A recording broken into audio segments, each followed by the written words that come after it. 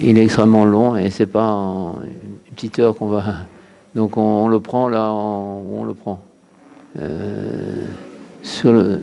le prend là où on le prend. Par exemple, on prend un passage. Si on tout raconter, on n'aura pas le. Alors on prend sur Valaya Mayarotseach. Voilà, c'est en plein milieu du conte, du 10e, le marchand et le pauvre. Alayam Ayarotseach. Sur la mer, il y avait un meurtrier. Non, vous n'avez pas. J'aurais bien voulu vous donner des photocopies, mais j'ai pas eu le temps. Pour vous lisiez en même temps. En tous les cas, Alayam Ayarotseach. Sur la mer, il y avait un meurtrier. Alors, la mer et meurtrier. La mer, quand il y a marqué la mer chez Narman dans le livre de Rabbi Nachman, la mer, ça représente la chorma, la sagesse. Ça s'appelle la mer, parce que c'est grand, la mer, elle est infinie. Et la chorma de la Torah, elle est aussi infinie. Et dans cette mer-là, c'est-à-dire dans cette sagesse, puisque maintenant il faut comprendre la mer comme la sagesse, Ayarotseach. Il y a un meurtrier dans la sagesse. Qui est ce meurtrier? La sagesse est la sagesse. Il y a un meurtrier dans la sagesse, c'est le Satan. C'est qui qu'est-ce qu'il fait? C'est quoi le Satan? Et qu'est-ce qu'il fait le Satan dans la mer? Il prend pas un bain de mer. Il ne vient pas pour se bronzer. Le Satan, il vient pour faire du mal. Le Satan, c'est que du mal. Son but, c'est le mal.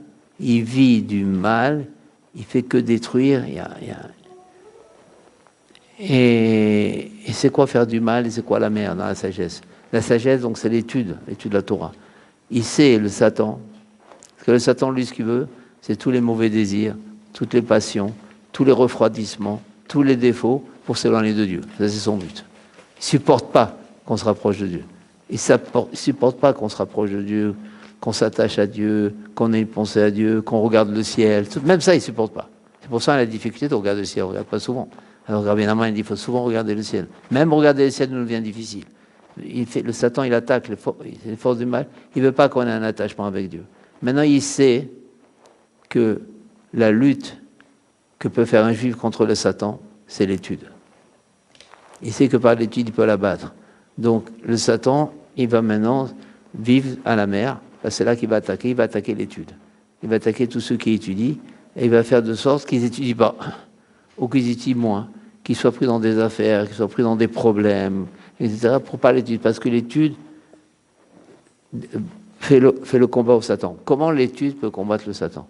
Le Satan qui est très fort. Comment l'étude physiquement, comment le Satan? Parce que l'étude, quand on dit l'étude de la Torah, il faut toujours retenir là, il faut étudier l'ishma. Il faut retenir ça. Tout ce qu'on fait, il faut faire l'ishma. D'une manière générale, il n'y a pas que l'étude. Même les mitzvot, l'ishma.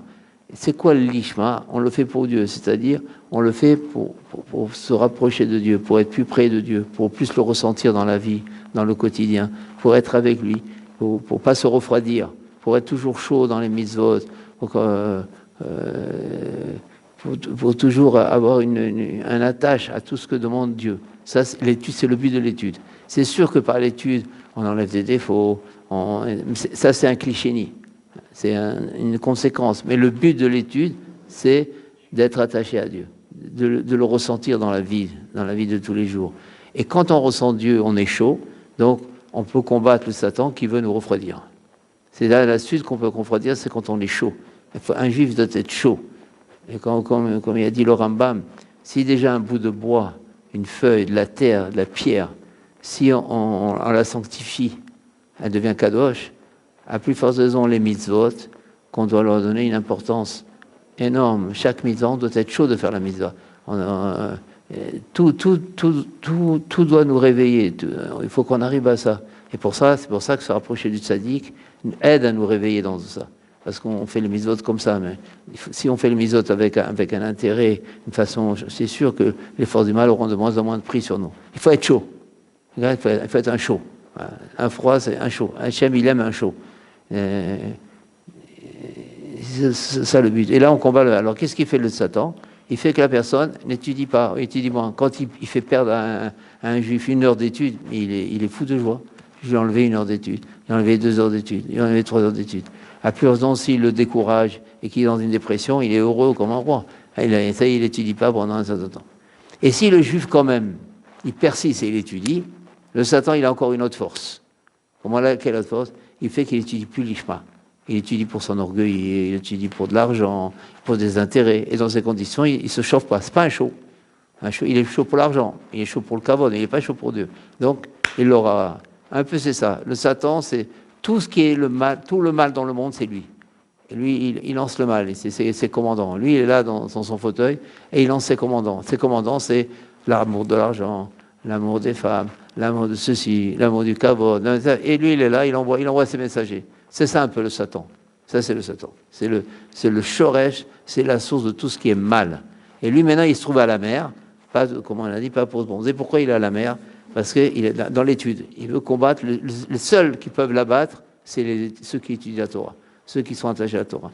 On ne parle pas forcément de ceux qui étudient 8 heures par jour la Torah. On ne parle pas de ça.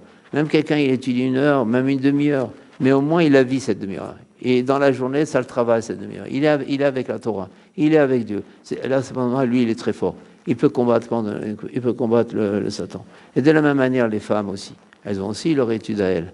Elles ont l'étude, ils doivent apprendre la halachot, elles ont de la halachot brachot, halachot philot. Donc, effectivement, elles aussi, elles peuvent aussi faire l'étude. C'est important aussi qu'une femme étudie, surtout aujourd'hui. Mais leur programme, aussi, elles pourront combattre ce qu'elles doivent combattre. Parce que, par exemple, faire du lachon hara aujourd'hui, c'est très facile. Surtout si on ne travaille pas, on a la journée libre, on a le téléphone à côté, c'est très facile de faire de lachon hara. Donc si la personne, elle essaye, elle a un peu d'études, un peu d'halachot, elle a un cours, etc. Mais elle le vit, elle est chaude. Pour elle, il faut qu'elle fasse chaude. Même si elle a fait un peu, c'est sûr qu'elle pourra combattre aussi les forces du mal. Aujourd'hui, on est tous attaqués. Tous attaqués, du plus petit au plus grand, de l'homme à la femme. Il y a une attaque totale. Parce que le Satan, il sait que c'est sa dernière carte. Il sait maintenant c'est sa dernière carte. S'il la perd maintenant, donc il met toutes ses forces. C'est pré-messianique. Le Mashiach, il n'est pas loin avec ce qui se passe en Ukraine. C'est qu'il n'est pas loin le Mashiach. Donc maintenant, il va encore plus s'attaquer. Il y a 2 qui attaquent aujourd'hui. Il y a Poutine et il y a lui. Mais c'est la même chose. Je ne sais pas si enregistrer ça. et donc voilà, tout le problème. C'est pour ça qu'il est dans la mer. Il attaque. Il attaque dans les bêtes à Midrash, il attaque dans les Shivot, il attaque dans les bêtes à Knesset. Par exemple, comment il attaque dans la choule? Il dit, qu'est-ce que je veux faire? Je veux leur faire parler. On parle beaucoup dans les choules aujourd'hui. Beaucoup. Ça a été fini. Même si la personne va faire la Hamida après. Si elle a parlé pendant une demi-heure, c'est autre chose. Là, il a gagné. Et après, il les laisse prier. Allez, prier, même 4 heures avec le chat si beau qui fait là, il fait tout. Au moins, ils ont parlé avant, ou ils parlent après, ou même pendant. Ça, pardon, c'est le Satan qui nous incite à parler, surtout pendant la prière. On ne s'en rend pas compte. J'ai entendu dire que la seule choule en Allemagne, à Berlin, qui n'a pas été détruite, c'est parce qu'il ne parlait pas dans la choule. C'est la seule qui n'a pas été détruite. C'est vérifié, hein, je l'ai su par plusieurs sources. Parce qu'on ne parlait pas dans la choule. Et il y a un midrash qui dit, à Kadosh Baruch Hu, il fait ce qu'il veut, Kaviachol. Sauf, marqué le midrash, il dit, quand les gens ils parlent dans la choule. Le Satan, il vient comme Chaz Shalom, il attache Hachem. Hachem ne peut rien faire. Quand les gens ils parlent à la choule, Hachem ne peut plus rien faire. C'est comme ça. C'est ça, midrash, je crois. Donc on voit de là, ça c'est le Satan. Qu'on parle comme ça à la choule. On doit faire attention. Tout ça, la shonara, la colère, tout ça c'est le Satan.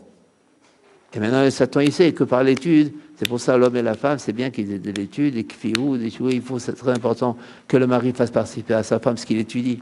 C'est très important qu'il fasse descendre la Torah qu'il apprend. Pas qui vient, il vient mais il dit rien, il n'enseigne rien et c'est très important que les enfants. Tout ça, c'est pour combattre le Satan. Mais à Rotséar, Shama, maintenant le Rotséar, le meurtrier, l'assassin, le tueur, on va l'appeler le tueur, Shama, chez Nimsa Yafatoar, Pazubalam. Il a entendu qu'il y avait une très belle femme dans ce monde. La très belle femme en vérité, c'est le peuple d'Israël, c'est les âmes juives. C'est ça, la Knesset Israël, c'est ça les très belles femmes, parce que on est très beau à l'intérieur. Pourquoi on est beau? Pourquoi un juif est toujours beau? Parce qu'il a une âme. Il a une âme, le juif. Le juif, il est toujours beau, il est toujours très beau. On est des beautés suprêmes. Il viendra un jour où même les non-juifs, ils verront que le juif, il est beau. La preuve, ils travailleront pour nous. Eux-mêmes, ils voudront travailler pour nous. Ils viendront, ils travailleront pour nous. Parce qu'après, ils verront qu'est-ce que c'est beau, un juif. Mais qu'est-ce que c'est beau? Parce que l'âme qui viendront, elle se reproduira, elle s'extériorisera. Et c'est ça. Donc maintenant, il l'a entendu. Donc c'est un conte ici. Rabbi Nachman symbolise par Yefat Torah, par une femme belle. Donc à chaque fois qu'on va parler de la femme belle, on va l'appeler la beauté. À chaque fois qu'on va dire la beauté, On parle de Anshe, Knesset Israël. On parle du peuple juif, les âmes juives. Donc c'est de ça qu'on parle. Donc maintenant, le tueur, qui est le Satan, il a entendu. Donc on voit que le Satan, il a des infos. Hein. Il a les infos, le Satan. Il sait tout ce qui se passe, le Satan. Pour ça, il faut se méfier. Tout. Satan, il est là. Et il a entendu qu'il y avait une beauté pareille dans le monde. Évidemment, pour lui, c'est un très bon client. Une très beauté. Il ne supporte pas la beauté, lui. Il veut que la laideur, l'horreur. Le rachab, l'étoffe ça. Et maintenant, il va dire comme ça, je vais l'attacher, je vais la prendre, pardon. Je vais la toffesse, je vais la prendre. Ah, fiou, lo ayat sarirosa. Bien que lui, il n'a pas besoin. Pourquoi? Qui aya saris. Parce que lui, il est eunuque. Eunuque, on dit comme ça. Il est eunuque. C'est-à-dire, lui, il peut rien faire avec une femme. C'est ça la force du Satan. Le Satan, lui, il gagne, quelque part, il ne gagne pas de la voir, mamash, pas directement sur cette femme, on va dire c'est une femme, c'est la beauté. Qu'est-ce qu'il veut faire? Qui a Saris, il était eunuque, lui. Alors, qu'est-ce qu'il veut faire? Ah, Rachak le Topsa, Kedel le Mochal et Zemeler. Lui, qu'est-ce qu'il veut maintenant? Il veut prendre cette beauté. Donc, nous, maintenant, on est dans un conte. Mais ça représente, il y a le Pshat, il y a le Remez. Il faut toujours comprendre comme ça. Rabbi Nachman, il excelle dans ça. Il y a le Pshat, l'interprétation, comment on raconte une histoire aux enfants, ça s'appelle le Pshat, l'interprétation littérale. Et il y a le Remez, à quoi fait allusion ce Pshat. Nous, on va essayer de faire les deux à chaque fois. Le Pshat, c'est simplement, il va prendre une beauté qui est très belle, une très belle femme. Les rois, ils adulent les belles femmes. Il va prendre cette belle femme, puisque c'est la beauté, ça veut dire la plus belle femme du monde, et il va la vendre à un roi, il va gagner beaucoup d'argent. Ça, c'est le Pshat. Donc, beauté, argent. Alors, quand on va essayer, toujours quand on va passer du Pshat au Remez, il faut dans le Pshat déjà retenir les points qui vont faire démarrer le Remez, qui vont faire démarrer l'allusion. Donc ici, on a beauté, argent. Maintenant, on va comprendre, c'est quoi le Remez dans beauté? C'est quoi le Remez dans argent? C'est comme ça, personnellement, on le compte. Donc beauté, c'est quoi beauté? Beauté. Ça veut dire beauté, c'est le peuple d'Israël. Parce qu'on a chaque juif a une âme. C'est nous la beauté, c'est nous les beaux, c'est nous les belles. Il n'y a pas plus beau dans le monde que nous. On est le plus beau du monde, on est les seuls beaux, puisqu'on a une âme. Il faut comprendre qu'un juif est très beau. C'est ce qu'on dit tous les matins. C'est la Sanigoy, la beauté d'un juif. Et donc ça, c'est le Remez. Le Remez, ça veut dire que quoi? Il va prendre les âmes juives et il va les vendre. Ça veut dire quoi? Tout ce que je dis maintenant, c'est comment moi je comprends.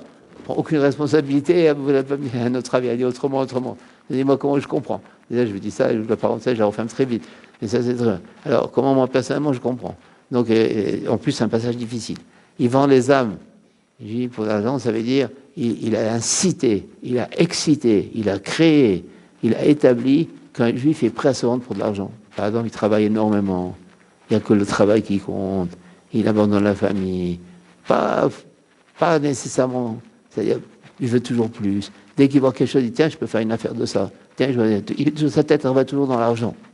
Tiens, il y a une chose qui se crée, qui s'invente. Et, une nouvelle sur chaque chose, il fabule déjà un projet. La tête, elle est dans l'argent. Dans l'argent. Et alors, c'est ça qu'il veut faire, le Satan. Le Remez, il veut plonger le juif dans l'argent, dans l'amour de l'argent. Comme ça y est, il n'a plus l'étude, c'est ça son problème. Et s'il n'a plus l'étude, il ne peut plus combattre le Satan, puisqu'il est pris dans sa tête. Il est pris dans les tables, et l'argent, c'est la plus grande ta'ava difficile à enlever. Pourquoi? Quelqu'un, par exemple, qui a l'amour des chambres des femmes, et un qui a l'amour de l'argent, ça n'a rien à voir. L'amour des femmes, il peut s'en sortir. L'amour de l'argent, il ne peut pas s'en sortir. Parce que l'argent, toute sa tête, toute sa journée, tous les heures, ils sont dans l'argent.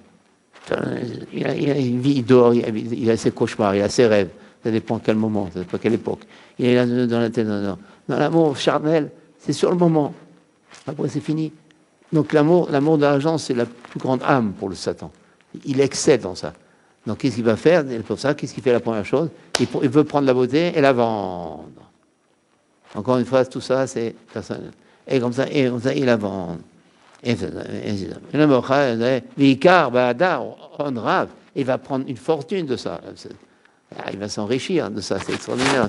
Tout son but, c'est ça. Parce que maintenant, ils sont pris dans l'argent, ils vont se refroidir, et donc ils vont tomber dans tous les avot, parce que quelqu'un qui est dans ta batte maman, après il peut tomber dans tout. D'ailleurs, généralement, l'un va avec l'autre, l'amour de l'argent, il tombe dans tout, dans l'orgueil, il tombe dans la colère, il tombe dans tous les... L'amour de l'argent fait tout basculer. C'est tout. Et c'est pour ça, on est maintenant dans l'époque de l'argent. Maintenant, il y a l'époque de l'arnaque. Bon, avant, on a toujours aimé l'argent. Depuis Vercingétorix. On a toujours aimé l'argent. L'argent, on a toujours aimé l'argent. Alors, quelle différence maintenant avec l'argent, l'amour de l'argent d'avant et l'amour de l'argent d'aujourd'hui? C'est que l'amour d'argent avant, on n'était pas prêt à tuer vraiment pour ça. On n'était pas si faux que ça. On aimait l'argent, on courait après l'argent. Mais là, tout est faux. Les médicaments, le manger, tout, on tue. On tue gentiment, on tue, etc. Tout est truqué, tout est arnaqué. Il n'y a plus rien, on ne sait plus. On prie pour être le moins arnaqué possible. On ne prie plus on prie pour ça maintenant. On est obligé d'être arnaqué quelque part. C'est tellement yeshiouche quelque chose, presque. Tout est tellement génial aujourd'hui. Une fois, j'avais acheté un cadeau. Ouais. C'était lourd le cadeau. Je dis, c'est beau. On ouvre, il y avait une pierre. Et la pierre, mais jolie. Et comme ça fait partie, on ne peut pas attaquer. Ça fait partie du... ou je sais pas où, quelqu'un acheté comme ça. Ça veut dire aujourd'hui, il n'y avait pas ça avant. Avant, il y avait la pierre d'un côté, il y avait le cadeau d'un côté, mais il n'y avait pas... Ça, c'est l'amour de l'argent. Et c'est l'époque qu'on vit maintenant. Et tout se fait, c'est pour de l'argent maintenant. C'est ce qu'on vit maintenant. Mais maintenant, il faut savoir que le tueur, il est moufkar. Je ne saurais pas traduire, il s'appartient pas. C'est comme le Hametz. Il est... moufkar, il est insubstantiel. Il ne s'appartient pas à il est prêt à mourir. De toute façon, il va mourir le Satan à la fin. On le tue, le Satan à la fin. On lui fait la shrita, bon, avec bracha et tout. Mais maintenant, il est moufkar. Il se donne. Et il faut savoir aussi une chose. Quand on fait un compte, enfin, tout ça, je dis encore une fois, c'est des choses. Shlomo Meller, il a dit une chose. Zé, Léomat, Zé. Ce qu'il y a dans la sainteté, il y a dans la citrara. Ce qu'il y a dans la citrara, il y a dans la sainteté. Là, pardon, on voit dans la citrara la plus grande, c'est le Satan. Il est moufkar. Il s'appartient, il est prêt à mourir. De toute façon, il va mourir un jour. Il se donne complètement. Il est prêt à tout faire, lui. Il se fonce devant.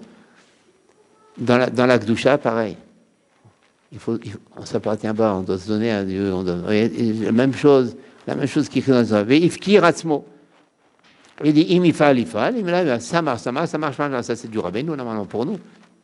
Fais la chose, essaie de faire la chose, ça marche pas dans la Gdusha, comme ça on dit. La même chose dans la Citrara. On voit Shlomo Amiller quand même. Ouma Yafsid, qu'est-ce qu'il perd? Kiou Moufkar, de toute façon, lui, c'est un meurtrier. Et tous les meurtriers sont prêts à mourir. Ça, c'est clair d'adon. Donc, c'est pas un vrai meurtrier. Un meurtrier, il n'a jamais peur. Un meurtrier, il est prêt à mourir. C'est ça un meurtrier. De toute façon, alors, qu'est-ce qu'il a fait maintenant, ce meurtrier? Il a acheté beaucoup de marchandises. Il va devenir un marchand. Il ne faut pas oublier que c'est le Satan. Le Satan va devenir un marchand. C'est-à-dire, Rebou Mouflag, il a acheté beaucoup de marchandises. C'est-à-dire, ça veut dire quoi qu'il a beaucoup de séduction. Ça, c'est le remède. Alors, le pshat, encore une fois, toujours avoir pshat, remède. Pshat, c'est un marchand. Il achète plein de marchandises. Le pshat, pas chose. Quand on raconte aux enfants, on dirait, il y avait un marchand. Maintenant, entre nous, c'est le Satan. C'est le remède. Il a acheté plein de marchandises. Il y a plein de séductions. Il a toute la collection des séductions. Il peut séduire les Juifs des milliards de manières. À n'importe quel moment et de toutes sortes, Satan peut nous séduire. À chaque moment. Et séduire n'importe qui. Ça, il faut savoir. Personne n'est à l'abri. Vous priez, personne. Il peut séduire n'importe qui. Les gars, Massat Sipurim, qu'est-ce qu'il a fait en plus? Il a fait des oiseaux en or. On est dans le pshat. On revient au pshat. Le marchand, pshat, remède, on va faire comme ça. Pshat, il a fait le marchand, ce marchand-là, il a construit, il a fabriqué des oiseaux en or. Ve'ayu naasim ve'amanut. Et il s'est fait avec art.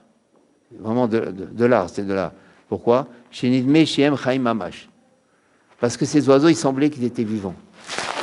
Alors l'art pour Rabbeinu, en passage, on graine des petites choses de Rabbeinu, ben, c'est marqué art. Normalement, tu vois dans le dictionnaire, un art, ça veut dire bien dessiné, bien, ça s'arrête là. Non, Rabbeinu, c'est comme vivant. D'ailleurs, il y avait des statues de grands sculpteurs, des goïms. Quand ils faisaient leurs statues, on croyait qu'ils étaient vivants.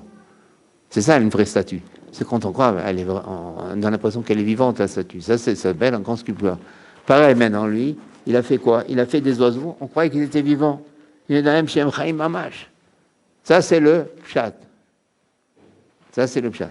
Maintenant, le remède, hein, toujours pshat, remède, pshat, remède. Le remède, maintenant, c'est le Satan. Maintenant, c'est le Satan qui va séduire, qui a des séductions exceptionnelles. Il va nous séduire par quelque chose qui, apparemment, c'est vrai. Quoi. Puisqu'il dit des oiseaux qui sont vivants. Ça veut dire qu'il ne va pas nous séduire par des petites choses. Selon le niveau de la personne, il va les séduire par quelque chose qui, apparemment, c'est vrai ce qu'il dit, et c'est pas du faux, c'est du bon, et c'est pas faux. On va voir comment. Ça, c'est le remède.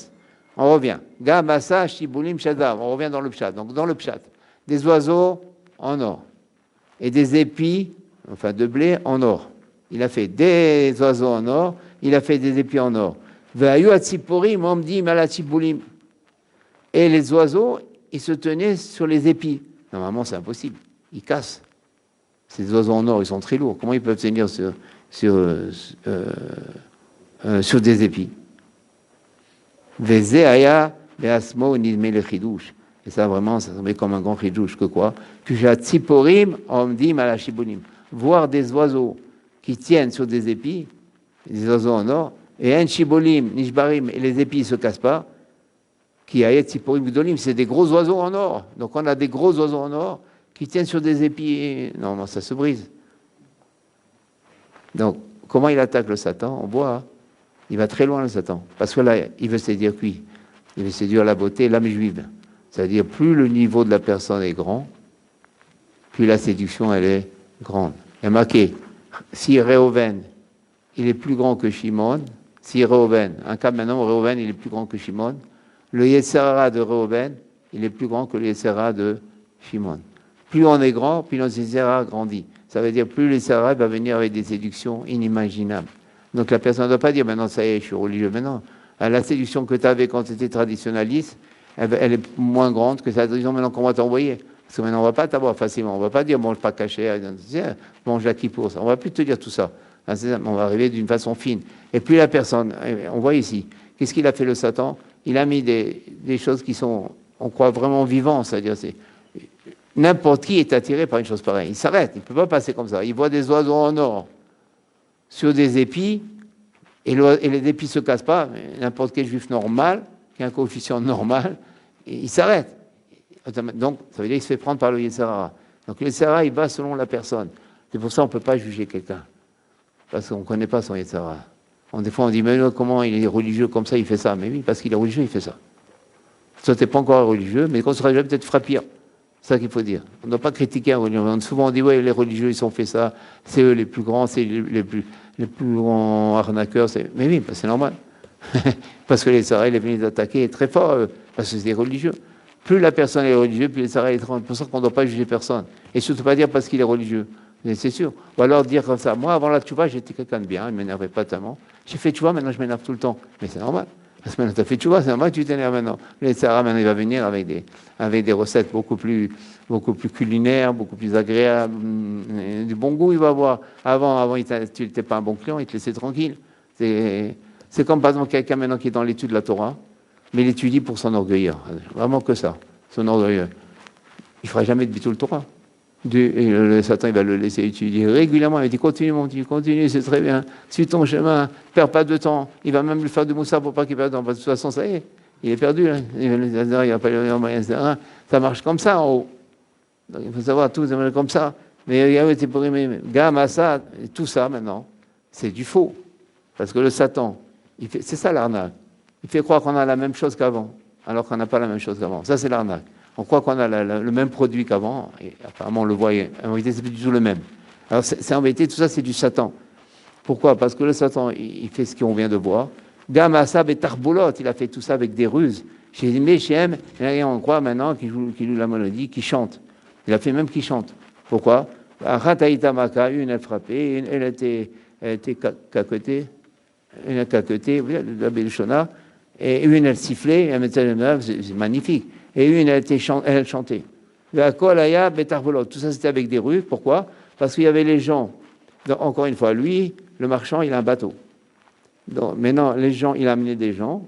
Donc, et il y avait une pièce dans le bateau. Donc, on a ici l'oiseau, les oiseaux, les épis sont là. Là, il y a le bateau.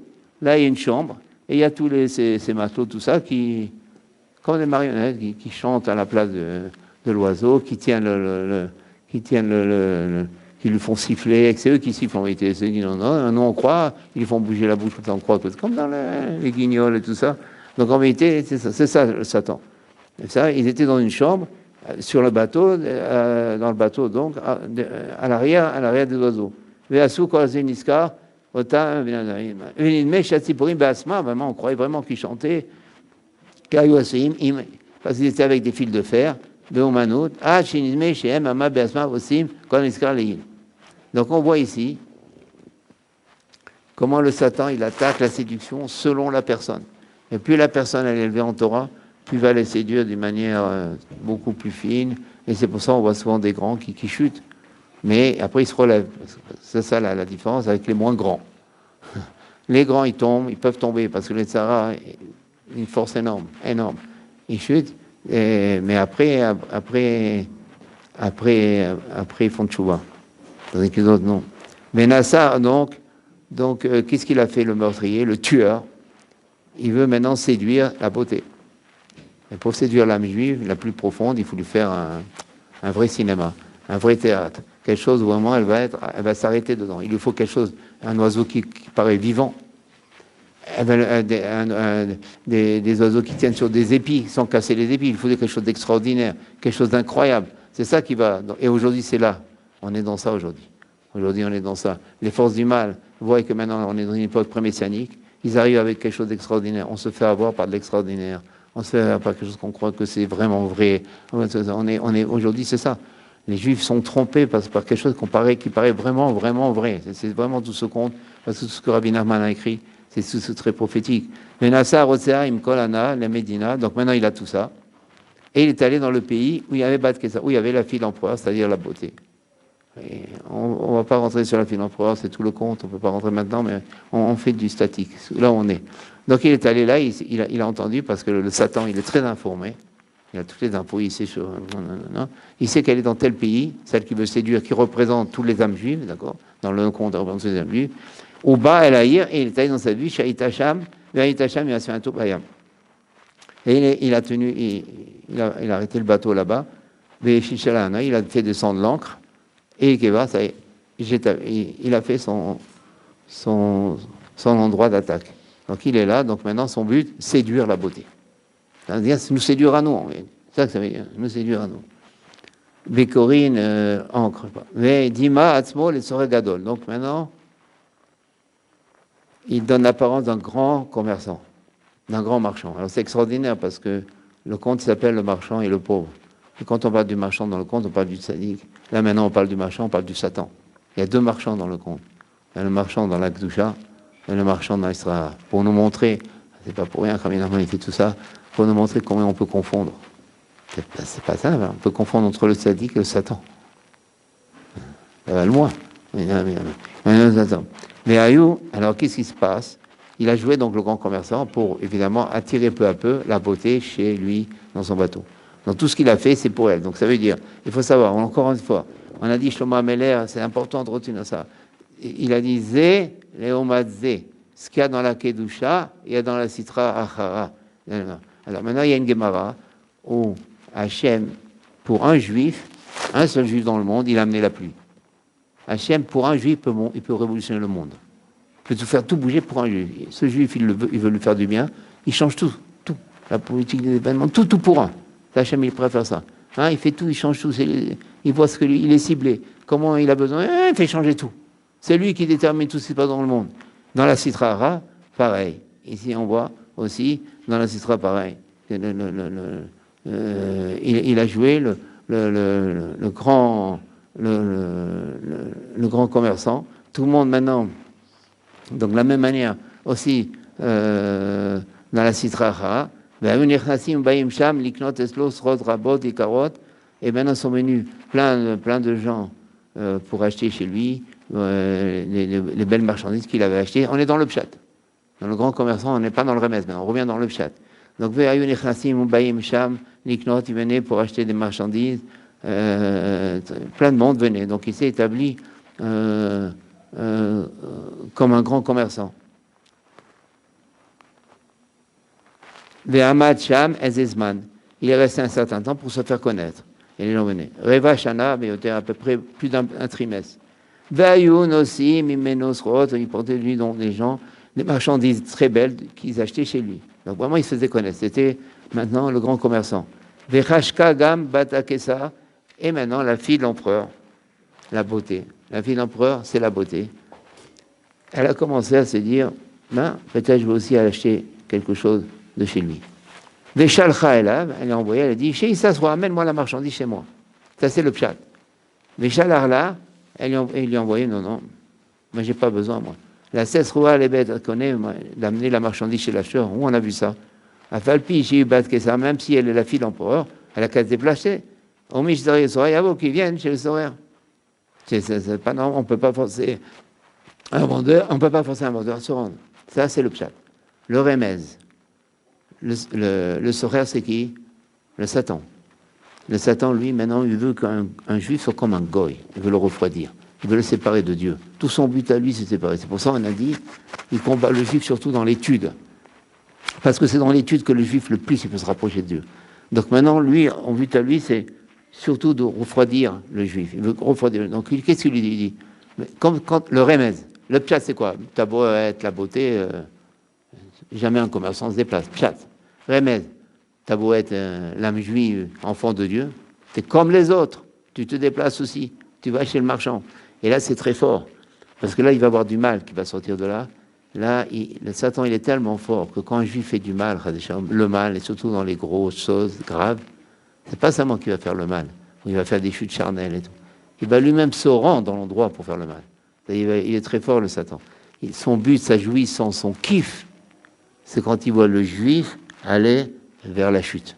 Il se dirige vers la chute. C'est pas maintenant qu'on vient lui-même.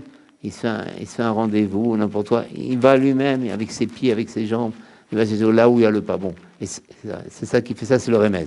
Le pshat, et on n'a jamais vu un commerçant qui se déplace. C'est sur la personne qui va. Le remez, c'est comme les autres. On parle de juif, enfant de Dieu. C'est quoi? Un juif, c'est un enfant de Dieu. Un non-juif, c'est une créature humaine que Dieu aime et que nous aimons aussi. Mais c'est quand même pas un enfant de Dieu. C'est le juif qui est un enfant de Dieu, parce qu'il a l'âme. Il est un enfant de Dieu. Donc il dit, t'es comme tout le monde, toi. T'es comme les autres, toi. Y a pas, ça, c'est le remez. Mais le remez du remez, déplace-toi. Mon kiff à moi, c'est quand je vois un juif, c'est Satan qui parle. Je vois un juif qui se déplace pour aller fauter. Ça, c'est le plus grand kiff qu'a le Satan. Il a tout gagné, là. Non seulement il faute, le juif, mais lui-même, il va avec ses pieds, avec ses jambes, avec sa bonté. Mais Yashva Atzma, alors, maintenant, la fille de l'impératrice, elle se dit, tout le monde va chez lui acheter du bon. On est dans le chat. Tout le monde va acheter chez lui. Il a des belles marchandises, une main séduisante. Bah, peut-être je vais aller chez lui. Bien qu'au début, elle a dit, c'est pas à moi d'y aller. Elle ne se déplace pas.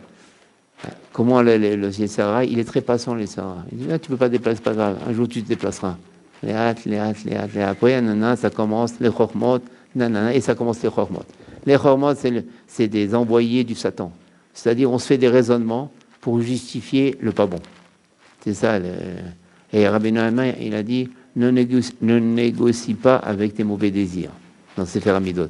Ne négocie pas avec tes mauvais désirs. Ça veut dire, ne commence pas avec le Sarah à entretenir des conversations. À dire, non, mais peut-être je vais aller, c'est pas si grave. Tout le monde. Ça commence, c'est pas bon. Tu commences à discuter avec les forces du mal. Non, c'est terminé. Il t'a dit, il se déplace pas. Terminé, au revoir. Il faut avoir cette force de dire au revoir. Ça, c'est ça. C'est des prières et tout. Ça, c'est la zout de Gdusha. Non, c'est terminé dans toute chose d'ailleurs. Quand c'est du pas bon, ça s'arrête là. Il ne faut pas commencer à dire oui, mais non, ça s'arrête là. Dans tout, il faut être chaud. Non, ça s'arrête là. Ça, c'est le colère. Ça n'a même plus commencé dans la tête. Ça, que Dieu nous donne cette force. Ça, c'est le juif, c'est ça, le juif. Là, il faut qu'elle a Gdusha. Elle a eu au début, mais après, elle voit les hommes et les femmes avec des paquets, des belles choses. Elle dit, et ça commence. Elle commence, et quand il y a quand ça fermente, alors c'est les chormot. Les chormot, c'est le pire. C'est des fausses justifications. Ça commence à oui, mais peut-être j'y vais, c'est pas si grave, elle a raison, elle est un commerçant. C'est vrai, on n'a jamais vu. Et ça commence. Elle a oublié qu'elle est juive. Elle a oublié qu'elle ne se déplace pas. Elle a oublié qu'elle elle est fille d'impératrice. le fils enfant de Dieu. Non, c'est pas comme ça. Ça c'est le remède. Vétala Reslo, Vedarka Aya, maintenant, Piat, elle avait l'habitude, cacher Al-Rabashou, quand Chouk, ça veut dire dehors. Quand elle sortait dehors, Aïta Tola Merzet Pana. Quand elle sortait dehors, elle avait toujours l'habitude de cacher son visage. Piat. Elle avait toujours son visage. Pourquoi? Kedei Shelo, Istakelu, Ba. Faut pas qu'on la regarde.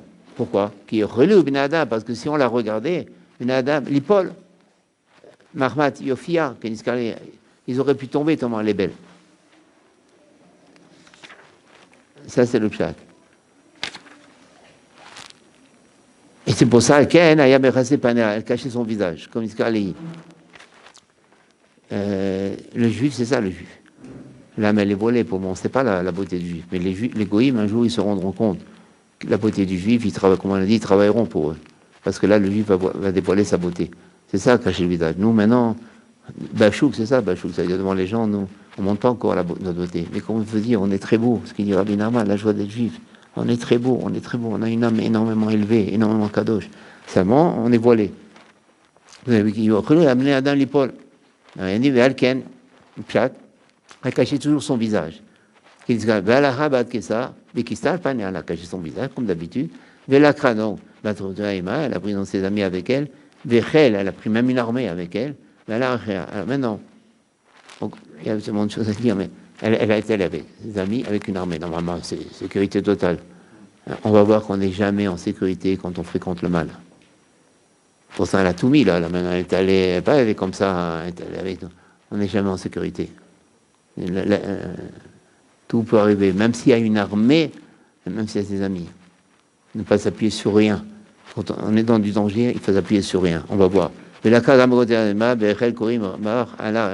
Au bataille, elle arrive chez le grand commerçant qui a embêté le Satan, d'après le remède. Elle va chez le commerçant, elle a acheté des marchandises. Et elle s'en va. Il lui dit à ce moment-là, le commerçant, si tu reviens, madame, si vous revenez, je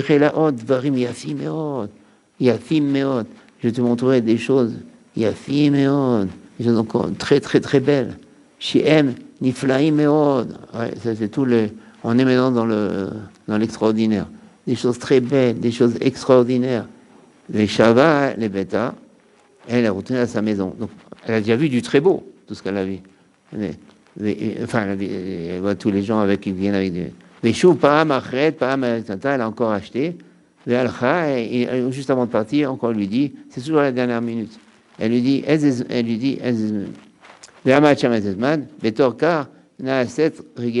à force des choses, elle est devenue habituée à aller chez lui. Et là, l'habitude, il faut se méfier de l'habitude. Parce que dès qu'on est habitué à quelque chose, on ne se méfie plus. On est habitué, ça y est. On a oublié la méfiance. On a oublié, ça y est, ça devient cachère. L'habitude rend cachère même le pire. L'habitude. Parce qu'on voit Ragila, Rabbeinu a dit Ragila, c'est pour revenir, il dit Ragila, est à l'entrée et sortie. Pas Mahad, le Satan, maintenant qu'il l'a vu bien habitué, il a pris la température, ça y est, je l'ai dans la poche. Qu'est-ce qu'il a fait? Elle va chez lui. Non, il va chez Bata Eslo. Alar, pas Mahad, elle est venue donc chez lui pour acheter. De Alar, au Patala, à Cheder, il a envoyé une chambre où il y a eu un Mdimsha, Matipurim, voilà, chez Zahav. Et Ata, chez vous, Chidush Nifla. Et Ratsugam Acharim, Ainu Achaim, donc, il a montré les merveilles, les oiseaux, etc. Et même l'armée, elle voulait rentrer. Donc, si elle rentre l'armée, il n'y a plus de problème. Donc, elle s'est dit, moi, je vais avec l'armée, voilà, je suis en sécurité. Je ne vais pas seul. Le problème, le Satan, il est très fort. Il a dit, non, non, non, non, non. Moi, je montre ça uniquement à personne. Uniquement à toi. Je dis Adbat Kessar. Donc finalement, personne n'est rentré. Donc même si la personne elle croit qu'elle a la sécurité, elle n'a aucune sécurité. Et qu'est-ce qu'il a fait? Il a flatté. Et la flatterie, c'est aussi un danger. On se laisse avoir aussi, voilà, on nous flatte. Ouais. On voit ici la flatterie. Il a flatté, il a dit il n'y a que toi, il n'y a que toi. Aval et Achiri, mais les autres, je ne montrerai pas. Menir Nessa, Ibasma, elle est rentrée elle-même. Valara Gamo, elle a Cheder. Donc, elle est rentrée d'elle-même, c'est-à-dire, elle n'a plus vu l'irou, tout ça. C'est-à-dire, quand la personne a fréquenté le mal, elle a voulu discuter avec le mal, elle a voulu cacher le mal, après c'est fini. Elle fait Yehud, après il n'y a plus rien. Ça y est, on peut tomber, dégringoler, alors qu'au début, mais on n'imagine même pas descendre une marche. Et après, on descend des marches et des marches sans que ça pose vraiment un problème. De nous-mêmes, la personne, elle va dégringoler. Elle est allée elle-même, même pas la force d'elle-même, elle est allée. Parce que elle n'a pas dit non au début comme ça. Elle a commencé à avoir les chormones. Dès qu'elle a les chormones, c'est quasiment sûr que ça finit par la faute. Et c'est ça ici que moi dans le compte. Véna, elle a des lettres. Qu'est-ce qu'il a fait? Elle est rentrée. Dès qu'elle est rentrée, qu'est-ce qu'il a fait le Satan, le marchand? Il a fermé la porte, ben, un sac plutôt. Et il a fait que quoi? Chez la carte sac. Il a pris un sac. Il l'a mis dans le sac.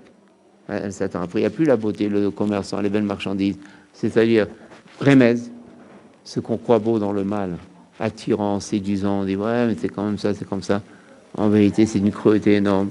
C'est d'une laideur énorme. Et après, on se rend compte quand la personne fait tchouva, qu'en vérité, c'est une très grande laideur. Alors que sur le moment, c'est une très grande merveille. Très grand, serein, beau et tout. Et après, la personne, quand elle fait tchouva, elle s'aperçoit qu'elle est tombée dans une... elle a été cruelle déjà vis-à-vis de son âme et qu'elle est tombée dans une immense laideur. Elle est rentrée dans un sac. Parce que finalement, il a force de rentrer dans un sac. Ou pas Mimena Malboucha, il a enlevé ses habits. Alors, quand il enlève ses habits, ça c'est le pshat. Le remède, on sait que les habits de l'âme, c'est toutes nos mitzvot, c'est toute notre kedusha. Tout ce qu'on travaille dans ce monde, c'est pour habiller notre âme. Il ne faut pas qu'elle arrive dénudée en haut, dans 120 ans. Elle-même, c'est pour habiller. Lui, il a enlevé ça. C'est-à-dire, ça y est, maintenant, il va enlever toute ta beauté. Tu vas être laide, très laide. Toutes tes mitzvot et tout, je vais te les enlever. Maintenant, c'est ça qui fait le Satan. Le Satan, il ne supporte pas un juif beau. Il lui faut une laideur. Et ça, c'est comme ça. Il a des habits. Mais pourquoi pshat? On revient même pshat. Qu'est-ce qu'il va faire avec ses habits? Mais il bicha et matos. Matras, un matelot. Et il habille avec le Satan, c'est-à-dire le marchand. On est dans le pshat. Le marchand, avec les habits de la beauté qu'il lui a enlevé, qu'il a retiré, il va maintenant habiller un matelot. Comme ça, ça va donner l'impression que le matelot, c'est elle, puisqu'il va s'habiller comme elle. Donc les gens vont croire que la fille de l'empereur, c'est le matelot. On va voir pourquoi. Dès qu'il s'apanave, il a caché son visage parce que c'est un homme. Mais d'Arafo la route. Maintenant, le bateau, il ne sait même pas ce qui se passe pour lui. Il était matelot jusqu'à maintenant il devient autre chose, il ne sait pas quoi. Il pousse le matelot vers un malo l'air. Donc, ici, il a fait le marchand. Le marchand égale Satan. Qu'est-ce qu'il a fait le marchand? Il a enlevé les habits, la fille d'empereur. Il a habillé le matelot. Il lui a dit l'air, va maintenant. Le matelot, il comprend rien ce qu'il va. Il était matelot jusqu'à maintenant. Il a maintenant des habits de princesse. Et là, matin, un oïdé à klal, mana c'est imo. Il ne sait pas. Il a recousu le visage, comme dans moi. L'armée, c'est pas l'armée maintenant qui était à l'extérieur, parce qu'on avait que l'armée et les amis ne sont pas rentrés dedans. Parce qu'il n'a pas voulu. Donc les armées, ils voient le matelot, en vérité, ils ne pensent pas que c'est le matelot. Qu'est-ce qu'ils pensent? Que c'est la fille d'empereur. Donc ils vont la suivre, elle va. Et la fille d'empereur, elle est où maintenant? Mais il l'air, ils m'ont miad. Donc il ne sait pas. Qui me donne la haine chez d'autres, il abat que ça. Maintenant, le matelot, qu'est-ce qu'on peut prendre comme remèze? Parce qu'à chaque fois, il y a le pshat, à chaque fois, il y a le remèze. Le matelot, on peut pas. Tout ça, encore une fois, c'est personnel. Il y a deux remazim, on peut comprendre du matelot. Premier remèze, c'est pour chacun. Des fois, on ne sait même pas ce qui se passe avec nous dans notre vie. On est pris dans un tourbillon. On est pris, on ne sait même pas ce qui se passe avec nous. Tout d'un coup, on était hier comme ça, aujourd'hui, comme ça, on est pris comme dans des vagues. On est pris comme ça, on a changé d'habit, on n'est plus nous-mêmes. On ne sait même pas ce qui s'est passé avec nous. On est inconscient. On peut être dans une folie des fois, dans une vraie folie. La personne ne sait pas qu'elle est en train de devenir fou. Après, elle prend conscience, elle dit mais j'étais un fou. Mais pendant un certain temps, elle peut faire les plus grosses bêtises. Il y a une folie qui s'empare de la personne. Il ne sait pas ce qui arrive de lui. Et d'un coup, il sait pas ce qu'il a les nouveaux habits. Avant, il avait les habits d'un juif cachère. Maintenant, les habits d'une femme.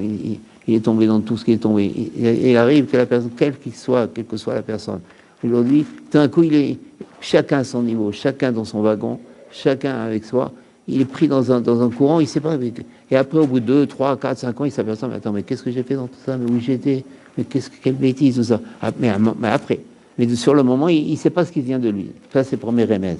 Deuxième remède, c'est déjà plus affiné. C'est encore une fois personnel. Deuxième remède, c'est des fois, des personnes, je me suis appuyé un peu sur un écouteur à la chône, mais qui ne parlent pas de ça du tout. Mais je pense qu'on peut faire un bridge. Parce qu'il parle des Mefoursamim chez le Sheker, sur l'écouteur à la chône. Il y a longtemps, je l'ai vu, je ne sais même plus où il est. Il y a un voisin de Sheker, et il dit qu'est-ce qui s'est passé avec eux? C'est des religieux. Enfin, c'est un Sheker, un dirigeant qui finalement dirige pour son kavod. Il ne dirige pas vraiment pour dévoiler Dieu. C'est un intérêt. Mais attends, mais c'est un religieux. Il a appris la Torah, il a fait bien les brachot. Il a peut-être même jamais fauté. Généralement, il n'a jamais fauté. Alors, qu'est-ce qui lui est arrivé à lui? Qu'est-ce qui lui est arrivé à lui? Après, les forces du mal, il attaque. Il voit un bon client et hop, ils font de lui tout d'un coup un faux dirigeant. Et il tombe dans ça. Et c'est comme il a dit aussi, Rabbeinu avec un certain Rebeu. Il a dit, avec le spoiler, il a dit, je savais pas, c'était venu un grand cholek, un grand rabbi qui était le number one de l'Europe. C'était le plus grand chassid de l'Europe. Le rabbi de l'Europe. Comme on dit le posek, lui c'était le rabbi. En Europe, c'était lui. Tout le monde venait chez lui. C'est un immense Talmid Chacham, immense, grand rabbi. Et il est devenu cholek, grave sur Rabbeinu. Et Rabbeinu, il a dit une phrase comme ça, si je me souviens bien, il a dit, je ne savais pas qu'un jour, il allait être un client du Satan. Il a vu que c'est le Satan, parce que pour faire tomber un tel rabbi, il n'y a que le Satan qui peut faire tomber le rabbi. Donc, lui-même, ce rabbi-là, il ne sait même pas ce qui s'est passé avec lui. Même il ne sait pas. Il ne sait même pas ce qui se passe avec lui. Maintenant, lui, il croit qu'il est dans le bon. C'est ça, il est fou sans le savoir. Un fou, il ne sait jamais qu'il est fou. Donc, il n'est jamais pareil. Donc, ici, c'est pareil. Le matelot. Il ne sait même pas ce qui est arrivé de lui. Il était un peu matelot. D'un coup, il se trouve avec des habits de princesse. Il ne sait pas ce qui se passe avec lui. C'est toujours le truc. Et chacun, dans sa vie, à un certain moment, il ne sait pas ce qui se passe avec lui. Il y a un truc comme ça. Il ne sait pas ce qui se passe avec lui. C'est pour ça qu'il faut beaucoup prier, qu'on ne soit jamais dans ça. Qu'on ne soit jamais dans cette physique. Ça, c'est les paroles d'Ibodidou, il faut prier. Que jamais je sois toujours conscient de ce que je fais. Parce qu'une faute, c'est la personne, un juif normal, quand il faute, c'est qu'il est inconscient, il est fou. Il y a marqué un rouarch, tout est rentré chez lui. Un juif, il ne faute pas, un juif. C'est un enfant de Dieu, un juif, c'est kadosh. Et quand il faute, c'est parce qu'il est devenu fou. Il y a une folie qui rentre. C'est la folie. La folie, elle est là, la folie. Donc, et donc, le matelot, c'est pareil, le matelot. Zoti yabat que ça. Ve'u ala yatri oli khoyin on commencé. Velo yada echan ou klal. Il sait même pas où il est, lui. Il marche, il sait même pas où il va. Il sait rien. C'est mamash ce qui se passe dans beaucoup de cas. Ad sheba le sham, les cheder shaita abad que ça, yeshebet sham. Maintenant, ils sont allés, maintenant, c'est la fille de l'impératrice. Vegalo banav, ils l'ont dévisagé, ils ont vu qu'il était un simple matelot. Maintenant, à Serrach, il y a eu un grand bruit de ça. Et la Rotséar, ils l'ont même frappé et tout. Et le meurtre, alors le pshat, le Rotséar, le tueur, il a pris la fille de l'impératrice. Maintenant, vous savez qu'elle était où, la fille de l'impératrice? Dans la chambre. Il a pris la fille de l'impératrice. Veyada, chez Bevada, il y a des fois arabe. Il sait maintenant, le Satan, qu'on va le poursuivre. C'est sûr, on ne va pas le laisser. Il sait, là, on est dans le pshat, on va dire. Le marchand, il sait très bien comment le poursuivre. Qui est embêté d'après le remède? Le Satan. On sait qu'on va le faire. Voilà, Minasfina. Qu'est-ce qu'il a fait? Il a quitté le bateau. C'est dans le bateau que ça s'est passé toute la scène. Vetaman Asmo Ima Babor. Et il s'est caché avec lui dans un puits. Bon, le puits, beaucoup parlaient, mais ça, il faut faire tout le compte d'avant, toute la première partie. C'est quoi le puits?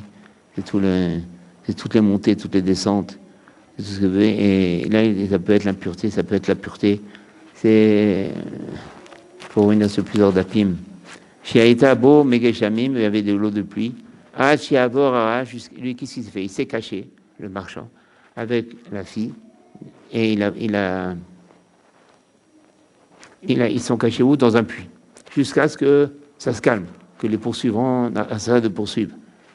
Et aux matelots, au pluriel, les matelots qui sont dans le bateau, il leur a dit, il leur a dit, vite, coupez l'ancre, c'est-à-dire démarrez le bateau, mais froumiad, fuyez vite, qui bevada, et des fois rien, parce que c'est sûr qu'ils vont les poursuivre, parce qu'ils vont, maintenant, on va tous poursuivre dans le bateau. C'était dans le bateau, elle est rentrée. Au bevada, c'est sûr qu'ils vont pas tirer, ils vont pas tuer sur le bateau, parce qu'eux, ils pensent maintenant qu'il y a la fille de l'empereur là-bas. Ils ne savent pas maintenant que la fille de l'empereur en vérité, elle est partie maintenant avec le Satan, avec le marchand. Ils ne savent pas ça. Ils croient maintenant qu'elle est restée dans le bateau. Donc ils vont pas tirer, ils ont peur de la tuer. Chez M. Soubrim, chez Hicham, quoi que là-bas, Rak, il y a des fois, Etrem, ils vont simplement poursuivre vous. Le Alken, il faut bien écouter. Tirhoumiad, Tivreumiad, fuyez vite. Vimiasigo Etrem. Et s'ils vous tuent, ils vous tuent. Ma baiser. De toute façon, c'est comme le derrière, c'est comme le chemin, c'est comme l'habitude, c'est comme la façon de tous les meurtriers qui font pas attention à leur vie. Ça veut dire qu'on a affaire à Malek, c'est tout ça, c'est à Malek, bientôt pour rien. C'est-à-dire, il est prêt à tout. Il est prêt à tout. C'est-à-dire, on a devant nous une force qui est prête à tout. Aujourd'hui, je fais une petite parenthèse. Si l'Ukraine, elle se défend si bien, normalement, c'est pas normal qu'elle se défende si bien. Par rapport à la Russie, peut-être l'Amérique, elle peut se défendre bien. C'est impossible. Au niveau, bien qu'elle reçoive des armes et tout, le nombre et tout, parce que quand on est prêt à tout, on est très fort. De toute façon, on n'a plus rien à perdre. L'Ukrainien, il n'a plus rien à perdre. Si tu pars, on le tue. Donc, de toute façon, il est au stade où il n'a plus rien à perdre. Donc, ça, c'est en vérité une image du Satan. Le Satan, il sait qu'on va le tuer. Parce qu'il y aura la Shrita un jour. Un jour, il y aura la Shrita du Satan. Ainsi sera la Shrita. Donc, il sait de toute façon qu'il va mourir, lui. Et de toute façon, c'est... Donc, pareil à tous ceux qui sont ses envoyés à lui, c'est-à-dire tous les matelots qui sont dans le bateau, les matelots dans la Sitracha, ceux qui sont dans le bateau. De toute façon, vous allez mourir. De toute façon... Donc, faites votre possible, fuyez, il vous atteint, il n'y a aucun problème. Et c'est ça un meurtrier. Il y a eu un grand bruit, un grand tumulte. Ils ont couru après. Ah, l'homme à Soucham. Ils l'ont pas trouvé. Ils sont arrivés dans le bateau, ils disent où elle est? On ne savait pas. Mais à Rotséar, et lui, pendant ce temps, il a caché, il s'est enfui, et il s'est caché avec la fille, avec la beauté, dans un puits. Donc maintenant, il poussait dans le bateau, croyant qui était dans le bateau. Et maintenant, donc ils étaient dans le puits, et lui, maintenant, il lui faisait peur. Surtout le crie pas. Donc le pshat, pas shoot. Si tu cries, on va t'entendre, etc. Donc il faut pas. Le remède, parce que le Satan, il sait, et ça beaucoup, Rabbeinu il parle de ça, le cri. Par le cri, on peut se sortir de tout. On peut se sortir de tout. Il y a marqué en Égypte, il y avait une date. Il devait sortir au bout de 110 ans. C'était déterminé, les enfants d'Israël. Alors pourquoi ils ont besoin de crier pourquoi? Parce qu'il y a une règle. Quand une personne veut sortir de l'épreuve qu'elle vit, de ses souffrances, de sa mauvaise situation, de sa n'importe, quelque chose qui est négatif, qu'elle souffre, de sa souffrance, de sa prison, ça ne suffit pas la prière. Il faut le cri.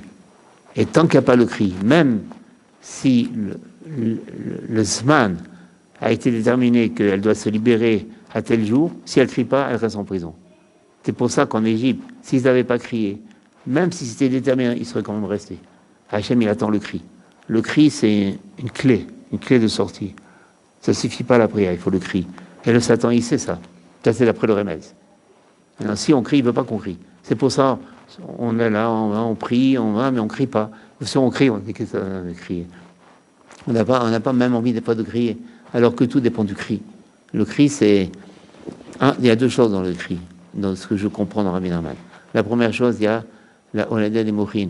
La personne accouche des intelligences qu'elle n'aurait pas eues si elle n'avait pas crié. Le cri rend intelligent la personne. D'ailleurs, le bébé, quand il sort avec un cri. S'il ne sort pas avec un cri, c'est pas bon. Ça démarre mal. Il faut des cris. Mais le cri en soi, il y a une Torah dans Rabbeinu, une autre Torah encore avec Yaakov et tout ça. Le cri, c'est un accouchement des Mochin, appelle ça Rabbi Nachman. C'est-à-dire, on accouche un nouvel esprit. On accouche une nouvelle intelligence. Ça, c'est la première bienfait du cri. Deuxième bienfait du cri, on se libère. Dans n'importe quelle situation dans laquelle la personne se trouve, il y a hélas, beaucoup de situations où on souffre. La personne, n'importe comment elle souffre, elle doit crier. Pas qu'elle prie, elle crie. Il faut le cri. Il faut le sens du cri. Donc le Satan, on revient dans le remède, il ne veut pas qu'elle crie. Il ne veut pas qu'un juif crie. Sinon c'est fini. Lui, il est venu pourquoi, lui? Pour le juif, pour abattre le juif, c'est ça. S'il n'abat pas le juif, il n'a plus rien à faire dans ce monde. Il est au chômage. Lui, il est venu que pour ça. Si les juifs commencent à crier, ça va, il est perdu. Il est mort. Il est mort, c'est un mort vivant. Chez lui, Ishmeou ben Adam, le pshat, pour pas qu'il écoute des gens. Vaya Omerla, Ani, Masarti Nafshi, Bishfil Daer. Moi, j'ai donné ma vie pour toi. Ouais, le Satan, il donne tout pour toi. Kedai les tafsar, pour t'attraper. Ça, c'est des choses. Et si maintenant je te perds, ma vie, elle n'a plus de vie. Il dit, mais maintenant, à plus forte raison, maintenant que je t'ai et je te perds, là, c'est foutu. Tant que je t'ai pas encore, mais maintenant, si je te perds, je t'ai et je te perds maintenant, c'est le pire qui peut dire, ma vie, elle vaut plus rien.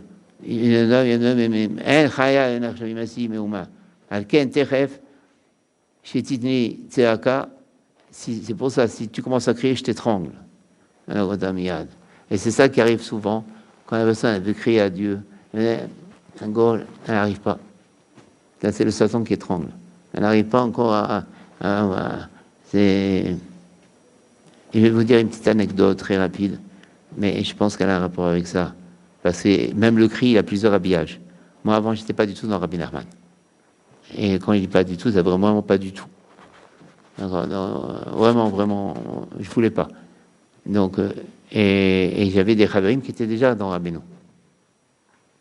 Et ils disaient Rabbeinu, et je ne pourrais jamais dire Rabbeinu. Il m'a dit Rabbeinu. C'est pour moi, c'était un... Et après, il y a eu 2-3 Chaverim qui étaient à côté de moi, il m'a dit, allez, dis Rabbeinu. Et là, ça a commencé chez moi à me travailler un petit peu. Dis Rabbeinu. Et je regardais, il y avait 2-3 personnes devant moi. Pourquoi c'est important au niveau du compte?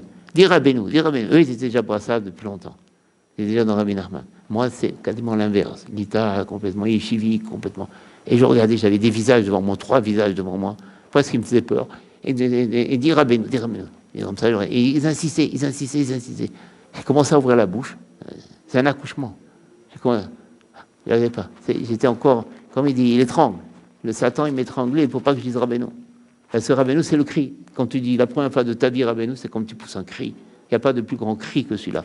Tu libères tes mourines, tu te libères de tout. Il veut pas. Et j'étais vraiment, je pense pas que j'exagère, et même je pense que je le dis pas assez. J'arrivais pas à le sortir. Je veux bien le dire. Et les autres, par contre, ils insistaient. Pour eux, c'était très important que je vienne ça. C'est leur rêve. Donc, eux, ils faisaient Gemara avec moi, ils étaient dans mon collège. Donc, tout ça, mais ils étaient des Braslaves.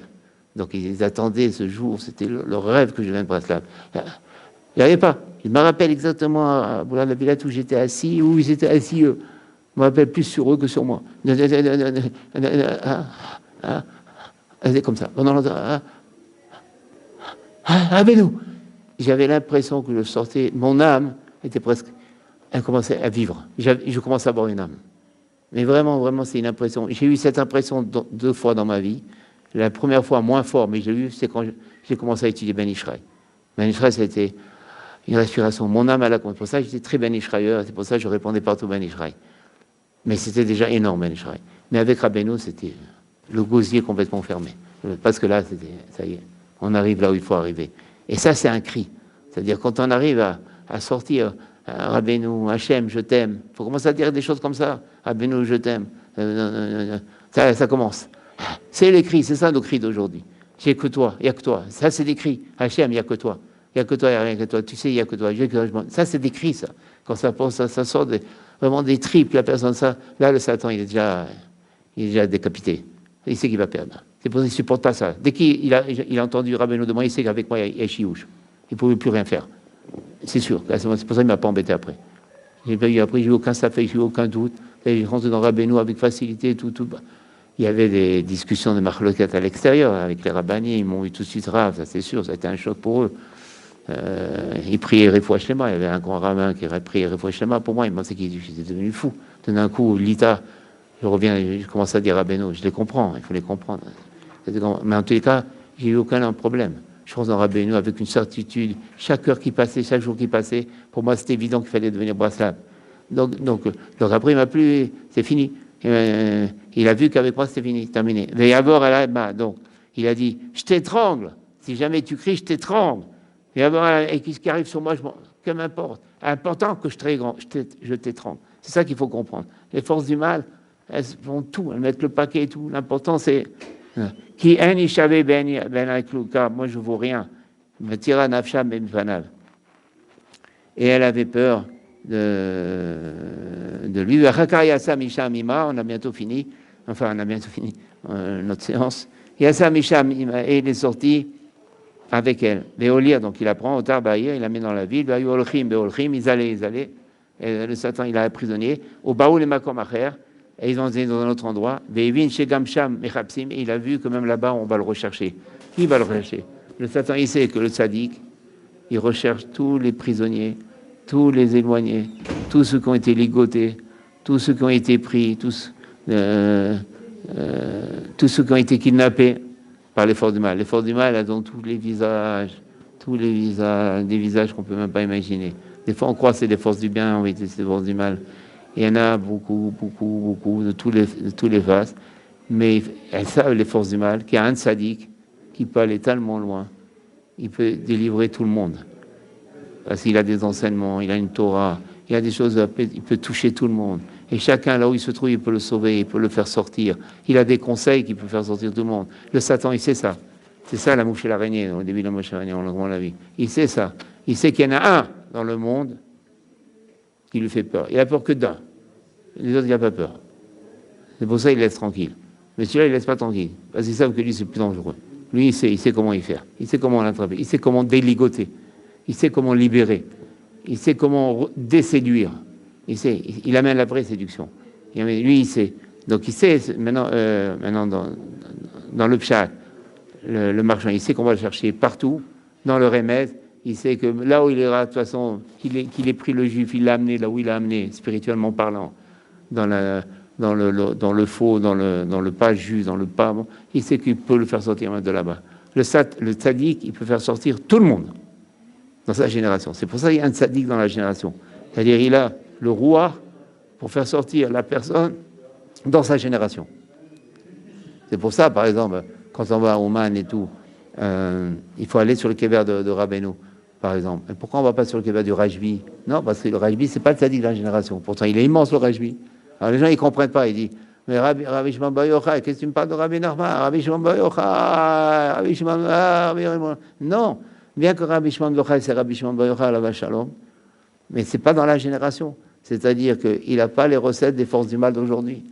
Il faut passer par le tzaddik. C'est sûr que maintenant, il a quelque part par le Zohar. Vous allez me dire, mais il a le Zohar. Oui, mais le Zohar à travers Rabbi Nachman. Mais sinon, à travers les Mekoubalim, non. Ça passe tout par Rabbi Nachman. Pourquoi par Rabbi Nachman? Pourquoi on est fanatique comme ça? Non, parce que c'est le tzaddik de la génération. Mais pourquoi? Parce qu'il a dit. Donc le fait qu'il a dit que c'est le tzaddik de la génération, donc lui, il sait comment attraper le Satan. C'est-à-dire comment libérer la personne. Il sait comment, il peut libérer tout le monde. C'est pour ça qu'on a tous peur de lui. Parce que les personnes qui ne sont pas avec lui, ils ont peur de lui parce qu'ils savent qu'il est très fort. Et il peut libérer n'importe qui. N'importe qui. Il n'y a plus de grandeur, d'importance, de valorisation. Il peut faire tout ce qu'il veut. Et c'est pour ça que le Satan, il ne veut pas de lui. Il sait maintenant le Satan, on revient dans le remède, dans le pshat, le marchand, il sait qu'on peut le chercher. Maintenant, il attend même dans le mikvé. Même dans le mikvé, ça veut dire, comment dans le mikvé? Il y a Satan dans le mikvé? Oui, il peut avoir Satan dans le mikvé. Comment? Oui, il peut avoir Satan dans le mikvé. Comment? Une Gemara, elle dit dans Yoma, si quelqu'un, il descend dans le mikvé avec un chéretz. Un chéretz, c'est un reptile, un des 8 reptiles, un petit crocodile gentil, on va dire. Une taupe, parmi les 8, un lézard. Il est mort. Lui, il rend impur. Si maintenant il va avec lui dans le mikvé, ça ne sert à rien. Ça veut dire, qu'est-ce que ça veut dire la Gemara? S'il ne fait pas de chouva entre-temps, ça ne sert à rien. Il veut garder son orgueil, ses fautes, ça ne sert à rien le mikvé. Sauf s'il va dans le mikvé, aide-moi pour que je sorte de mes fautes. Oui, là c'est merveilleux. Mais si la personne va au mikvé parce que c'est religieux, il faut aller au mikvé, mais lui il continue, il pense qu'il est bien et tout, le mikvé ne lui fait rien. Et ça c'est important. Les gens ils croient que par le mikvé c'est pas... Donc c'est ça. Qu'est-ce qu'il fait? Il a caché avec elle dans le mikvé. C'est-à-dire, il prend l'âme juive dans le mikvé. Il dit, maintenant, va au mikvé, va, fais ton... Bien sûr qu'il faut faire le mikvé. Mais c'est pour ça que je pense qu'il y a eu le Covid, une des raisons, que le mikvé, j'ai parlé avec un médecin, je ne veux pas décourager les personnes, mais j'ai passé un médecin à Londres, qui est religieux, qui est quelqu'un de bien. Il m'a dit, un mikvé aujourd'hui, c'est comme un hôpital, au niveau du Covid. C'est ce qu'il m'a dit. J'ai dit vraiment sa phrase. Donc ça veut dire, Hachem, s'il a fait que le mikvé, c'est difficile d'y aller à cause de ce qui se passe, c'est parce que il faut aller au mikvé pour faire tchouva. Le mikvé, c'est pas encore pour nous enorgueillir encore plus. La preuve, on voit. Il a caché avec elle dans le mikvé. Dans un mikvé. Jusqu'à maintenant, c'était Megashami, maintenant dans un mikvé. Ça, oui, tu peux être avec le Satan dans le mikvé aussi. Et finalement, le mikvé, au lieu de prendre une modestie du mikvé, tu vas prendre une gava du mikvé. C'est tout la révolution que fait Rabbi Nachman. C'est ça qu'il faut savoir où se place l'orgueil. Parce qu'Amalek, c'est l'orgueil. Amalek, c'est la raison. Aman, c'est la manière. c'est sous l'orgueil. Aman, Amalek, tout Purim, c'est ça, c'est combattre l'orgueil. Tout Purim, c'est pour ça on danse, on boit. On combat l'orgueil à Purim. On combat complètement l'orgueil. La danse, c'est pour ça on danse. Il dira Béner, dans une Torah, c'est la Torah. Il dit qu'en dansant à Purim, on combat l'orgueil. Tout Purim, c'est combattre l'orgueil. Tout le sod. Donc en vérité, c'est ça.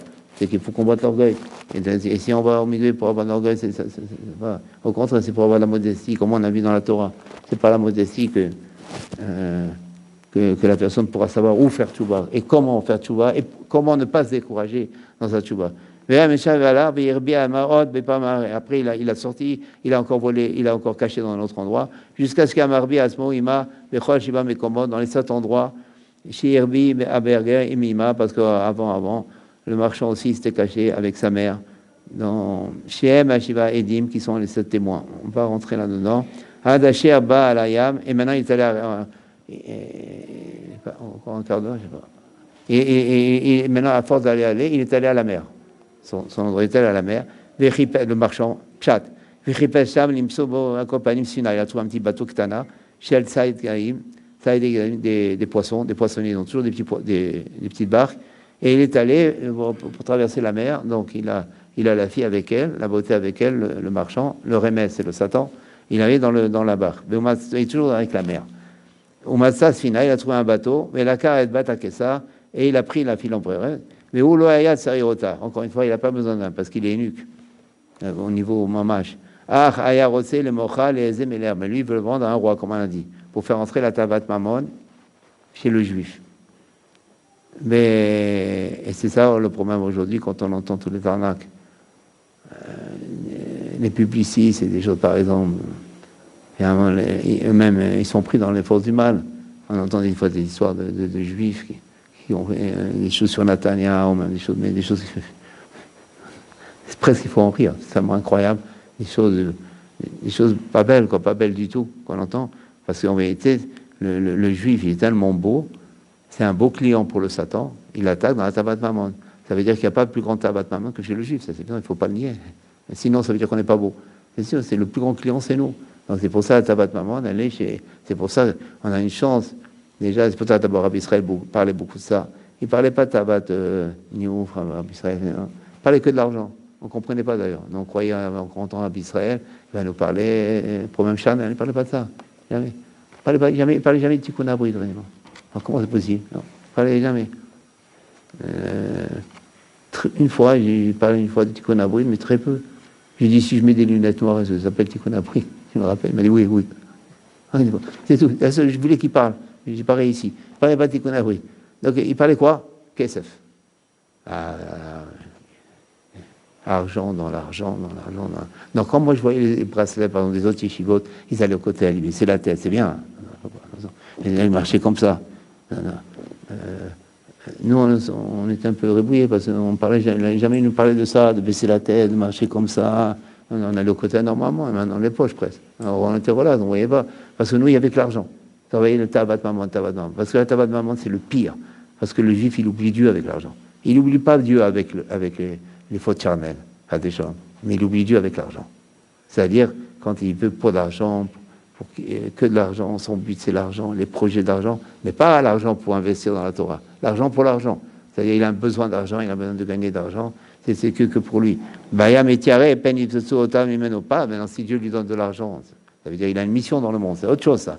Mais quelqu'un qui est riche, il essaie de faire des affaires, encore une affaire. Rien que pour ramasser de l'argent. Donc, qu'est-ce qui s'est passé? Il avait peur qu'on lui enlève.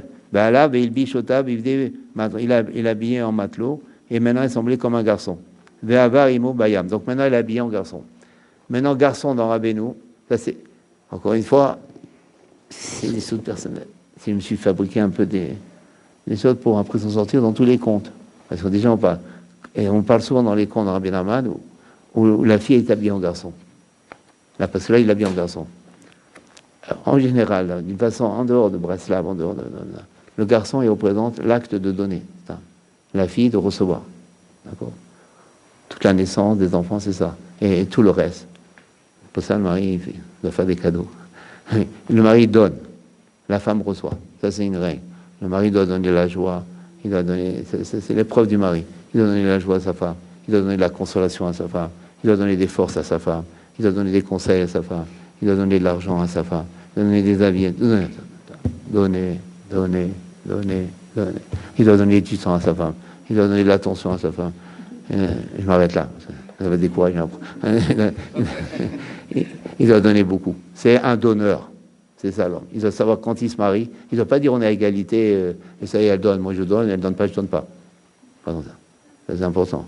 Si on part ça, c'est le couple qui est déjà rasé shalom. Et il doit partir, c'est ça, on ne forme pas comme ça, mais on devrait nous former comme ça. Le mari, il doit donner. C'est le garçon, il donne. La femme, elle reçoit. Il donne la foi à la femme. Pour ça, il doit parler de ce qu'il étudie à l'extérieur pour réchauffer la femme, lui donner un roi, lui donner du courage, lui donner du chizou, apprendre avec la femme, prendre la Torah avec la femme. Et il doit donner, quoi. Et si même des fois, il y a la femme dévie, elle se met en colère, tout ça, il doit aussi accepter. Tout ça, c'est facile à le dire, mais c'est ça, comme ça. On a dit dans Rabbi Nachman, il faut savoir vers où on va. C'est ça la femme. La femme, elle a besoin du kavod, elle a besoin de ça. C'est comme ça. Il a créé comme ça la femme. Donc maintenant, nous, on doit aller vers ça. C'est ça. Et pas, ça ne veut pas dire que l'homme, il doit être devenir une serviette et un tapis. Ça ne veut pas dire, l'homme, il doit, c'est l'homme. C'est quand même lui qui dirige le couple. C'est lui qui dirige le foyer. C'est lui qu'on doit écouter. Il y a le rasso, wachov. C'est lui. C'est l'homme. L'homme dans la famille, c'est lui. Mais pas un dictateur. Au contraire. Il doit faire comprendre les choses, les faire descendre, les enseigner, que ça soit accepté, pas trop forcé. Tout ça, c'est pas trop de remarques. Tout ça, c'est un avodat que chaque homme doit faire. Mais c'est l'homme. C'est pas une serpillière. L'homme, c'est l'homme. C'est lui qui dit ça, c'est cachère, ça, c'est pas cachère. Ça, c'est bon, ça, c'est pas bon. Mais il explique. Il essaie d'expliquer. Mais on doit suivre l'homme. La femme doit suivre l'homme. Ça, c'est pas chou. Mais l'homme aussi doit savoir comment y faire. Donc, en gros, c'est ça. Donc maintenant, le garçon, dans la Benachma, automatiquement, quand il habille une fille en garçon, ça veut dire la fille, elle veut plus recevoir. Elle veut donner. Alors apparemment, on peut se poser la question, c'est quoi ici, la fille qui veut pas recevoir? On parle de la fille de la maintenant, il y a le piat, il y a le remède. Ça veut dire quoi maintenant? Elle veut donner, mais elle veut pas recevoir. Parce auparavant, qu'est-ce qui se passe? La fille, maintenant, cette fille-là dont on parle, la fille du marchand, normalement, la fille de l'empereur, elle devait normalement épouser le fils du marchand. Il y avait un chidour. Fils du marchand, la fille de l'empereur. Maintenant, le fils du marchand, il est venu, au bout d'un certain temps, il a dit, c'est moi que tu as connu. Et je t'amène des preuves. Et elle a dit non, elle n'a pas cru que c'était lui, parce qu'ils sont séparés longtemps. Elle n'a pas cru que c'était lui. Donc elle a refusé le tzaddik, elle a refusé le fils du marchand. Elle a refusé de recevoir. Parce qu'à un moment, c'est le fils du marchand qui va donner. Donc elle, en vérité, elle veut donner. Vous savez, maintenant, elle est cholek, quelque part, sur le fils du tzaddik. Sur l'élève du tzaddik, pardon. Elle est cholek, sur lui. Elle veut maintenant, elle veut donner. Donc, mida kenegan mida. Puisque maintenant, tu refuses de recevoir, ben on va t'habiller en garçon. Et aujourd'hui, souvent les filles qui s'habillent plus ou moins en garçon et tout, c'est pas pour rien. C'est qu'elles veulent pas recevoir. La femme a perdu sa mission, en général, même dans les nations. C'est pour ça le pantalon est arrivé, et tout. En réalité, tout ça, c'est parce que chez les Juifs, parce que tout dépend des Juifs, on a refusé de recevoir le tzaddik. Tout part du tzaddik. Tout. Depuis Moshe Rabbeinu, tout part du tzaddik. Donc le fait qu'on a refusé de recevoir est venu le pantalon. Le pantalon, c'est une essence chez la femme de ça. Qu'en vérité, on refuse de recevoir. Parce que la femme doit recevoir de l'homme. Ça, c'est pas shoot. Et l'homme, il doit savoir donner aussi. Et lui, il doit apprendre toute sa vie comment donner à sa femme. Ça, c'est lui. Mais la femme doit recevoir. Aujourd'hui, ça y est, c'est plus, tout est valorisé. La femme, elle a ses remontes à elle, parce qu'on l'a pas formée. Elle n'est pas formée. Normalement, on doit former avant chaque mariage. Normalement, on doit avoir une formation. Pas que dans l'IDA. Pas seulement demander, ouais, elle a fait ça c'est technique, c'est sûr, il faut ça. Mais aussi, il faut former, savoir, voilà, avoir un entretien. Je sais pas, maintenant, c'est pas la tête là-dedans. Mais normalement, on doit avoir des entretiens avant un mariage. Le rôle de l'homme, le rôle de la femme. Il commençait, et ça doit être dans les cours depuis le début, déjà, dans les séminaires, dans les cours de mais aujourd'hui, on est dans une grande galoute, c'est normal. La vie de Mashiach, on est complètement perdu. Mais quand même, Rabbi Nachman, lui, toute la Torah, tout le but de Rabbi Nachman, c'est de réaliser, de concrétiser, de mettre en scène ce qu'on réalisera ce qu'on concrétisera quand viendra le Mashiach. Lui, il va avant. Ça, c'est toute la Torah de Rabbeinu, c'est ça. Lui, il veut qu'on fasse maintenant ce qu'on fera au moment du Mashiach. Lui, c'est ça le tête de la génération. Il veut qu'on fasse maintenant ce qui arrivera. C'est pour ça qu'il parle beaucoup de la prière d'Ibou des doutes. Parce que le Mashiach, ça va être l'homme de la Tfila. Il va nous apprendre à prier. Il va nous apprendre à faire l'Amida, parce qu'on ne sait pas ce que c'est encore. C'est pour ça, Rabbi Nachman, il a beaucoup parlé de la prière d'Ibou des doutes. Pour que déjà on sache.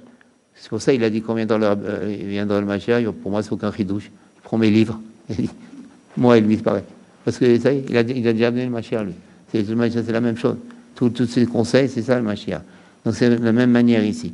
Donc aujourd'hui, comme on n'est pas avec Tzadik, on n'est pas avec Rabbi Nachman, et même quand on est dans Rabbi Nachman, il faut être vraiment avec lui. Donc on n'a pas de formation. On n'est pas formé aujourd'hui. Depuis le Cheder, Talmud Torah, école juive, synagogue, Kollel, on est dans un... Il ne faut pas se décourager. Un youch, comme il a dit. C'est ça la force de Rabbi Nachman. Mais comme ça, il a dit quand même un youch. C'est très fort. Quand même, mais c'est pour ça que dès qu'on s'approche de Rabbi Nachman et qu'on arrive à étudier, on est sauvé. On est vraiment sauvé parce qu'on commence à avoir une tête normale. On commence à avoir c'est quoi un homme, c'est quoi une femme, c'est quoi donner, c'est quoi recevoir. Et même quand on se trompe, même quand l'homme se trompe ou quand la femme se trompe, il y a du shalom. On demande pardon, on revient, on veut rendre l'homme heureux. Parce qu'il y a des chutes, bien sûr, il y a toujours des chutes. Il faut, aujourd'hui, chacun forme l'autre. Aujourd'hui, on est tellement perdu. Mais normalement, le mari, il doit recevoir des cours qui fait que lui se forme et qui forme la femme. Il faut aussi que la femme accepte aussi de se former. Et ça, c'est petite. Mais si depuis petite on l'a laissé, c'est pour ça il y a l'éducation des parents qui joue. Il y a tout qui joue depuis le début. Depuis bébé, l'enfant, il rentre dans un système. Depuis bébé, comment on va faire avec lui? Et ça, il prendra tout ça, sa couleur de ça, et selon les rencontres qu'il aura. C'est pour ça qu'il faut prendre beaucoup de conseils. Il faut beaucoup prendre de Torah. Il faut beaucoup prier. Il faut savoir comment éduquer les enfants, comment s'éduquer nous-mêmes. Donc on voit ici, c'est un peu éloigné, mais bon, peut-être on peut. Il y a quelle heure maintenant? On arrête peut-être là.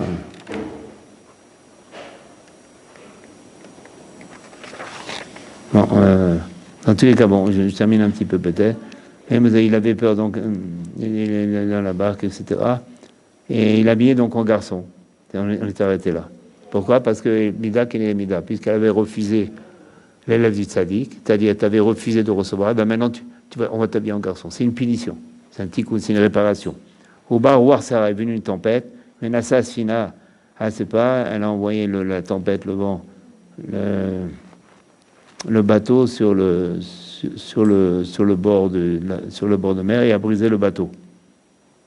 Et ils sont arrivés justement sur ce bord de mer, puis il n'y avait plus de bateau. Et la tempête, généralement, dans Rabbi Nachman, c'est War Sahara, la Torah 8, je crois, la Torah Sahara. War Sahara, il y a une autre Torah aussi, il ne me rappelle plus, une autre Torah où c'est tout le Lachon Hara, les mauvaises paroles, tout ça, c'est une tempête. Ça s'appelle une tempête, on rentre dans une grande tempête. C'est pour ça qu'il y a des tempêtes en ce moment. Tout ça, tout ce qui arrive, il faut savoir, c'est au niveau des Juifs. C'est l'Agma qui dit ça dans Souka. Broua Loto, ça part. Ils sont arrivés dans ce bord de mer, à Midbar, et c'était un désert. Ils sont arrivés dans un désert, où il y avait maintenant, dans ce désert, il y avait justement le fils du marchand. Le fils du marchand était justement dans ce désert. C'est-à-dire, il est dans le désert, là où il ne peut rien donner, il ne peut plus apporter. Le Satan, il a réussi à le remettre dans le désert. C'est le fils du marchand. Le fils du marchand, lui, il a la Torah du tzaddik. Lui, il peut apporter au monde entier. Et lui, il se retrouve exilé. Il est dans un désert. Il a gagné le Satan. Bon, il est dans l'exil. Il ne peut plus rien faire. Il est là-bas dans l'exil. Parce que le Satan, comme on a dit tout à l'heure, je n'avais pas terminé, Dieu, il fait changer le monde pour une personne. On voit dans une Gemara, quelqu'un, il avait besoin de pluie dans son jardin, il a fait la pluie que pour lui. Rachid dit oui, il peut faire ça pour un homme. Un homme, on est 3 milliards, 4 milliards, 10 milliards, pour un homme, il peut amener une pluie. Hachem, il y a quelque chose qui arrête Hachem, c'est chidouche total, renouvellement total. Il n'y a pas des normes, quelles logiques, quelles normes. Genre tout. Ça, c'est Hachem. Il n'y a pas de... C'est rien à voir avec nous. On n'a rien, comme on a dit, on ne peut rien comprendre Hachem. De la même manière que dans la Gdusha, il y a ça, il y a dans la Sisracha aussi. Dans ça. C'est que maintenant, le Satan, il a ciblé une seule personne. Le fils du marchand. C'est lui qui l'intéresse. Il le met dans un désert, reste là-bas. Tu es exilé, Kol Tov Lecha. Bas Lacha, tu peux rien faire. Tu es complètement brisé. Vous voyez comment ça marche? Le Satan, ça marche comme ça. il cible les personnes. Et il peut faire tout que pour une personne. Lui, une seule personne intéressée, il a mis dans... Maintenant, il est heureux, Satan. À tous les autres, il peut étudier, faites tout, faites ça, Rabbeinu, quoi, c'est bien. Lui, il est enfermé. Et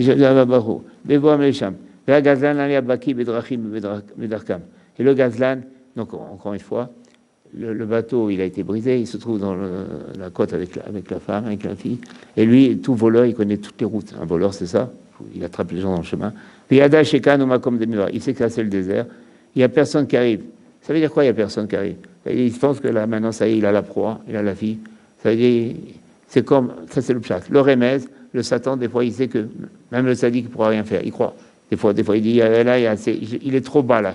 Je l'ai trop eu, le juif, ou la juive. Elle est trop descendue, ça y est. Il y a chiouche. C'est ça qu'Abin Aman dit, un chiouche. Ça y est, même dans le désert. Même si t'es pris par le Satan à fond. Même comme ça, un chiouche. Il n'y a jamais... C'est dur, nous on le dit, mais on le vit, ça ne rentre pas encore en nous. Un Yéhouch, on croit comme ça. Non, un Yéhouch, ça veut dire même où vraiment où il y a Yéhouch, il n'y a pas Yéhouch. Lui, il croit maintenant que Yesh Yéhouch. Il dit là, ça y est, personne n'arrive là. Ça veut dire. Lui, il dit Yesh Yéhouch. Et Rabbeinu, il dit un Yéhouch. Ça veut dire, quoi qu'on ait fait, un Yéhouch. On est dans une situation très dure. Un Yéhouch. C'est impossible, il n'y a pas de solution. Un Yéhouch. Mais plus on se dit ça, et puis on tombe dans une physique où on va être sauvé. Parce que ça s'appelle égal foi, la émona. Un Yéhouch. Donc il avait peur de personne. Personne d'arriver. J'ai la fille, il ne savait plus personne. Maintenant, lui, il va là, et il est là pour chercher du manger. Il dit, maintenant, je peux te libérer, de toute façon, tu crains plus rien. Toi, on va chercher du manger. Et ils se sont éloignés de l'autre, puisque...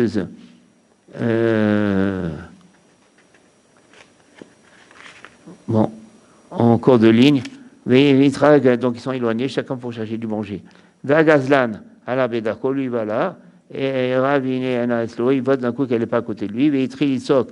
Il dit, attends, mais c'était éloigné. Et Yashvasma, il s'est dit, pourquoi je vais répondre? Puisque maintenant, de toute façon, il va me vendre à moi. Pourquoi je vais lui répondre? Et s'il arrive vers moi, je lui dirai, je n'ai pas entendu. Ça, c'est la vraie chorma. C'est un préprat qui a une retsoni l'organie. Surtout qu'il ne va pas me tuer. Il ne veut pas me tuer. Pourquoi? Parce que je suis un trop bon client. Il va me tuer, il va rien gagner dans ça. Moi, je suis un trop grand client pour lui. Il va me vendre. Il doit me vendre. Mais là, il n'y a pas répondu. Mais où à Gazan? Mais il la cherche partout. Vélomassa, il la trouve pas. Vélomassa, il ne trouve pas. Au Minastam, après il dit Minasta, Mistama, ça veut dire Mistama, je ne peux pas traduire. Mistama, normalement, Mistama, logiquement, probablement. Mistama, probablement, les bêtes sauvages l'ont mangé. Donc c'est quoi la fin du Satan? On le mange. C'est-à-dire qu'il va disparaître un jour. Il n'y aura plus rien, comme on a dit. Le Satan n'ira plus dans le monde. Achlou, les bêtes sauvages, le pire, ils l'ont croqué, ils l'ont dévoré. Comme ça finira avec lui. Amen. Amen. Kaddish, vous avez...